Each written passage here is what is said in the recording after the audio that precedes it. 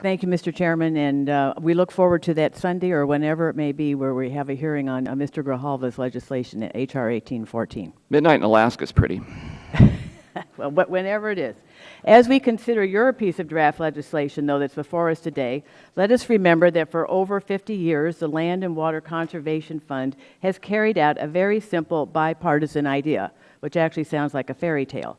But that idea was to use revenues from the depletion of one resource, our offshore oil and gas, to preserve another, our land and water, using those revenues to promote recreation for all Americans and to conserve open space for future generations in the face of development and urbanism. LWCF achieves its goals in two ways. First, it provides funding to our land management agencies to make new federal land acquisitions, most of which are approved by Congress through the federal appropriations process. Very transparent. These acquisitions not only increase the public's access to recreation, but make sure that our nation's most significant historic, cultural, and natural sites are being preserved in perpetuity for future generations. It also benefits local communities. According to an independent study, for every $1 invested in these federal public lands using LWCF, there is a $4 economic benefit to the surrounding communities. Second, LWCF provides matching grants to states and local communities. Over $3 billion in LWCF grants has led to more than $7 billion in non-federal matching grants to build trails and neighborhood playgrounds and give communities access to parks and open spaces. These dollars triggering significant non-federal investment. By using revenues from offshore oil and gas leases, LWCF does not cost a dime to American taxpayers and does not contribute to the federal deficit. My home state of Massachusetts has received over $218 million thanks to LWCF.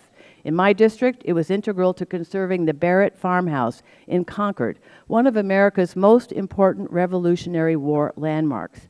A senior officer in charge of military supplies for the region's militia, Colonel James Barrett, used his farmhouse to store weapons and equipment. The British were ordered to march from Boston to Concord to seize the munitions at the farm, triggering a string of well-known historic events, including Paul Revere's Ride. The British soldiers arrived in Concord, where a skirmish erupted, the shot heard round the world was fired, and the American Revolution began. Without LWCF, this historic site would not have been preserved. But this isn't just about one park in one congressional district. LWCF funds have been used in almost every county in the United States and are supported by millions of Americans across the political spectrum. According to a 2013 public opinion poll conducted by a bipartisan polling firm, 85% of voters support the continued investment of funds from offshore drilling fees to the Land and Water Conservation Fund, including 93% of Democrats, 84% of independents, and 78% of Republicans. Bipartisan support for LWCF among the American people is reflected here in Congress. H.R. 1814, Ranking Member Grijalva's legislation to permanently reauthorize the fund, has 195 bipartisan co-sponsors. In September, 30 Republicans rose to House leadership in support of permanent reauthorization of LWCF and against letting the program's authorization lapse on September 30th, as did a bipartisan group of 56 senators. Instead of considering Ranking Member Grijalva's legislation today, we are discussing a bill that completely disregards the longtime bipartisan support of the Land and Water Conservation Fund. At the core of this legislation is its draconian limitation on our ability to purchase new public lands, which belong to and are managed on behalf of all Americans.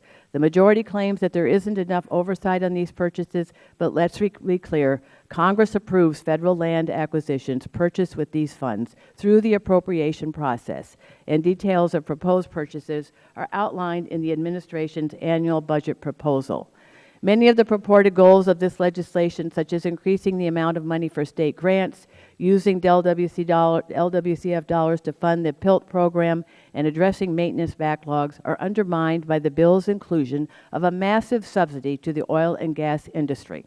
Under this legislation, up to 20% of LWCF dollars could be used to make it easier for oil companies to access permits to drill offshore in our federal waters and to support job training programs for oil and gas workers. If LWCF were to be fully funded, that would mean $180 million of the $900 million total would be diverted away from conservation projects and back into the oil and gas industry. According to the U.S. Treasury, Big Oil already receives approximately $4.7 billion a year in tax subsidies. Even with falling oil prices, ExxonMobil, for example, just reported $4.2 billion in profits in the third quarter. We should not be using LWCF to provide yet another subsidy to the oil and gas industry. I look forward to further debate. We have a generational responsibility to protect our nation's remaining natural and historic resources for our children and grandchildren. That this fund has been an instrumental tool in this effort. So I appreciate the chairman's comments that we should work to fully fund LWCF at $900 million, but have vast disagreement on the legislation before us. I hope that we can still work together to reach that, at least that mutually shared goal. Thank you, and I yield back. Thank you, Mr. Chairman. Chancellor Barrio, I came to Congress as a former dean of a community college. So I appreciate very much the role that community colleges play. I appreciate your advocacy for your students. I understand that community colleges do partner with local industry and try to address their workforce needs, and obviously STEM education is something we're all very concerned about. But you know, we here in Congress have to look at the broader picture, and as we are reauthorizing a bill that's been around for many years to great effect in terms of protecting both state and federal lands, we have to look at the bigger picture. So what this draft envisions today is setting aside up to 20% of the total $900 million to invest in the kind of education you see for your community college an opportunity. It could be up to $180 million, but that takes away from the overall goal of this legislation and is obviously something that I certainly can't support, particularly given that the oil and gas industry currently receives about $4.7 billion in tax subsidies today and can well afford to assist you in the kind of workforce work that you seek to do. But really just had to comment. I see this bill as not the vehicle for helping your students. There are other ways, including that which Mr. Grijalva brought up, which is to make community colleges consider our consideration of whether or not they should be free, given the dynamics of the workplace today. But Ms. Sari, I wanted to go on to another issue. There's been a lot of discussion on the majority side here regarding the use of LWCF funds for eminent domain. The discussion draft before us really specifically prohibits the use of eminent domain and condemnation for the purposes of federal land acquisitions. Can you tell us why and how the department uses eminent domain? How frequent has it been, and when do you resort to it? Absolutely. So let me emphasize the fact that the department works with willing sellers to get acquisition of lands or to do conservation easements. But sometimes it's difficult for a landowner to either clear title sometimes or to have an agreement around price. We are required an appraisal. Sometimes the landowner disagrees with our appraisal, and by asking us to go through an eminent domain process, they can go to the courts and actually see if they can get a higher value for their land. So we always start with the willing seller on these issues, and then it is, and I know in the case of Fish and Wildlife, for example, the seller would come to the Fish and Wildlife Service and say, we would like to go through this procedure either to clear title or to get what we think is a more fair value for the land. There's been a couple of times, and I will give you one kind of iconic case where we used eminent domain, and that was for the Flight 93 memorial. But that was a very important memorial to people, and again, it was helping to establish cost for the property.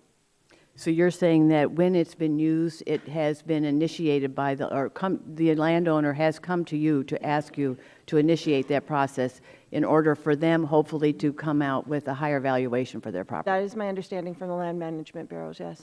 So can you see any restriction, the kind of restriction that's envisioned in this legislation having unintended consequence of restricting private property rights? I actually think it does, because this should be a tool that a willing seller or a private property owner can come to seek from the land management agencies to either clear title or to establish the price.